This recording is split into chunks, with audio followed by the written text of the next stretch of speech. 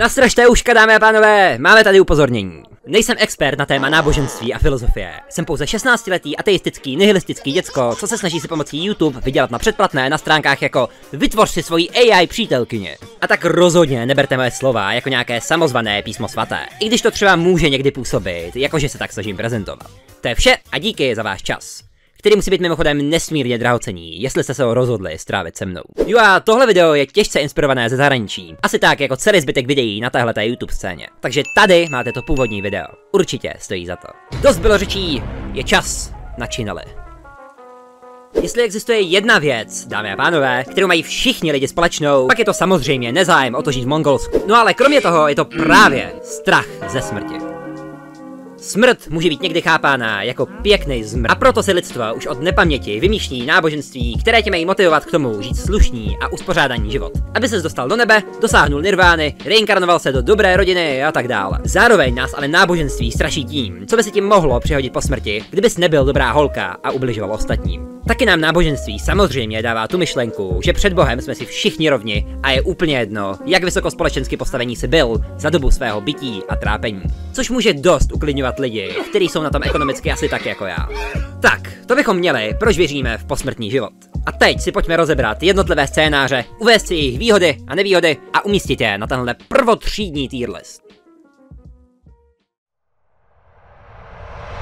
Co když nás po smrti opravdu nečeká vůbec, ale vůbec nic. Prostě žiješ, umřeš, konec. La fine. End of the story. Přesně. Tahle varianta se zprvu zdá jevit jako ta nejracionálnější, protože připouští pouze to, že existujeme jenom jako masová hmota a nemáme uvnitř sebe žádnou nesmrtelnou duši. A pokud jo, tak i naše duše zaniká potom, co naše srdce naposled udeří. Tenhle životní ending mi vlastně přijde docela klidný a pro mě i pozitivní. A ačkoliv nějak extra netěší, protože se stále konec konců jedná o konec života, já osobně bych ho s naprostým klidem dal úplně v pohodě do Ačka. No a když už teda byla řeč o nebi, stejně jako to uváděl tento náš pozemský přítel a můj kolega ve svém YouTube videu, pokud je nebe místo nekonečného odpočinku, naplnění a radosti, zní mi to docela jako nuda. Protože nic netrvá věčně, no a právě proto má nějaký smysl cokoliv, kdykoliv dělat. Když by život jako takový trval do nekonečna, asi jenom těžko by se ti chtělo dokopat se k natáčení dalšího YouTube videa, uklidit si ve svém andělském pokoji, anebo dělat cokoliv jiného. Ve zkratce, cokoliv, co trvá věčně, je ultimátně úplně, ale úplně zbytečný. No teď mi ale teprve dochází ten paradox života. Jestli život jednou skončí, no tak pak cokoliv, co děláme, je ultimátně vlastně úplně k ničemu. Protože po naší smrti nás to stejně vůbec nemusí zajímat. No ale jestli život trvá věčně, protože jsme byli hodná holka, hráli jsme tuhle open world sandbox hru podle pravidel toho nahoře, tak náš posmrtný život trvá neomezeně dlouho a rovněž ztrácí nějaký význam. A tak tu máme, přátelé, lose-lose situaci. Ledaže by tady byla nějaká třetí varianta posmrtného života, kde život nekončí smrtí, ale zároveň po ní neskončíš do nekonečna v jedné a té samé realitě. Oh wait.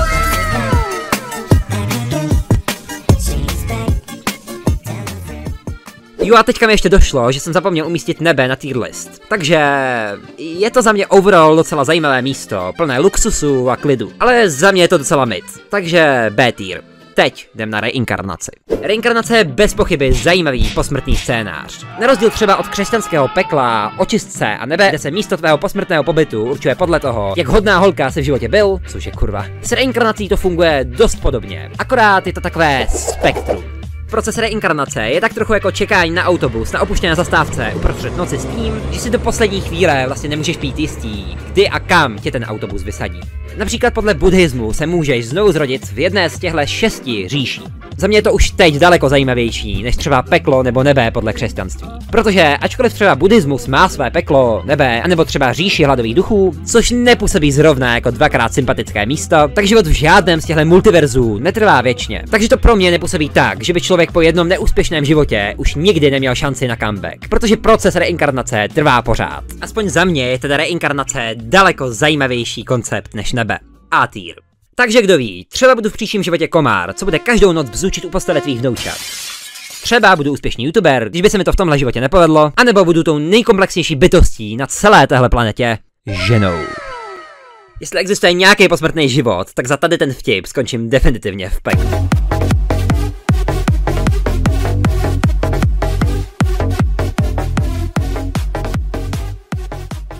Jestli jsem si před chvílí stěžoval na nebe, že by v něm pro mě, jakožto ADHD anděla, byla dřív nebo později obrovská nuda, tak v nebi bych aspoň nemusel do nekonečna trpět a trápit se. Kdo ví, jakým příšerným terorem si teď musí v pekle procházet největší hříšníci tohohle světa. Extrémně napínavá Among Us animace, která rozesměje 99% populace. Vyskočili tady Amongové a kam jako půjdou? Já teda nevím jak vy, ale to jediný peklo, kde bych byl já ochotnej zůstat, by bylo to, kde mě bude hlídat Ondřej Vetchý. No ale mimo to si myslím, že je dost snadné říct, že v pekle bychom asi nikdo nechtěli skončit a rozhodně to není příjemné místo na naší posmrtnou dovolenou. Takže dávám F jako Frank Wild.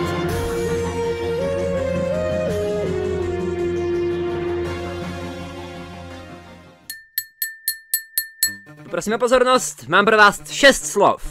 Rick a Morty série 2, epizoda 6.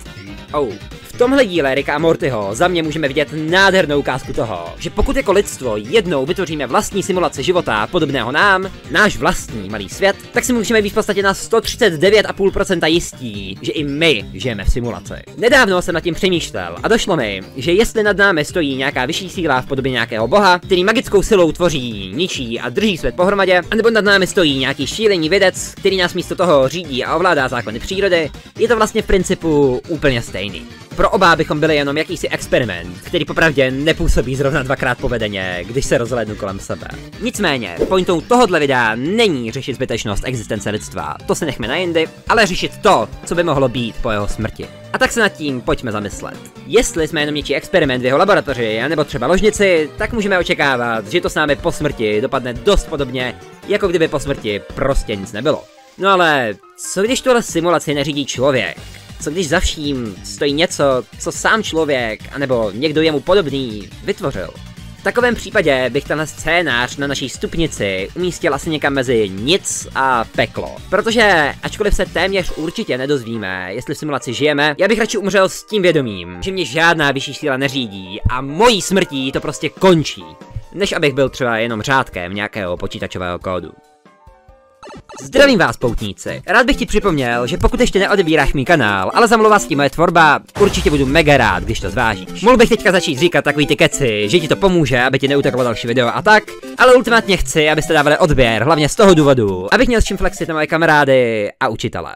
Já ti s***u na nějakou pololetku z matiky. Víš ty vůbec, kdo já jsem? Kolik odběratelů mi asi přinese nějaký postnej Pythagoras? Cirkus stranou, budu mega rád za jakoukoliv formu podpory, abychom tenhle kanál společně vyhnali do co největších čísel a já si mohl koupit tu předraženou studentskou pečeť.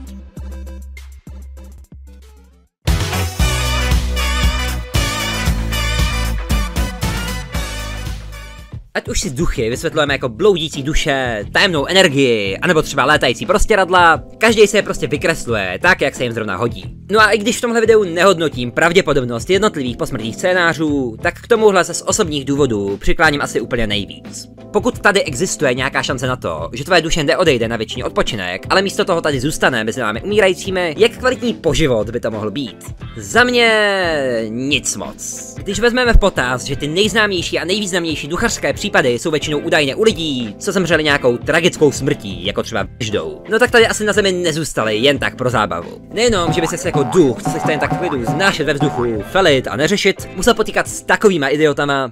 Chandler's dead? Chandler? Yeah, he's dead. Oh, look at his head. She jammed it through the wall. No ale ještě k tomu bys cítil za mě ten nejhorší lidský pocit, který existuje. Nemáš absolutně s kým si promluvit, kromě Magorů se Spiritboxem. Kenneth Wilson, are you here?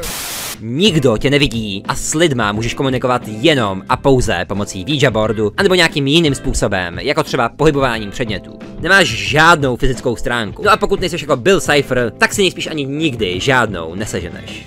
Popravdě je pro mě docela těžké určit, jestli je taková poloexistence horší anebo lepší než samotné peklo. No ale rozhodně bych svoji duši přál radši klid a věčný odpočinek, než aby se musela celou věčnost brouzdat opuštěnou krajinou. Takže za mě to není lepší, než kdyby po smrti nic nebylo, ale není to zas až tak špatný jako samotné peklo. D tier. I'll be back.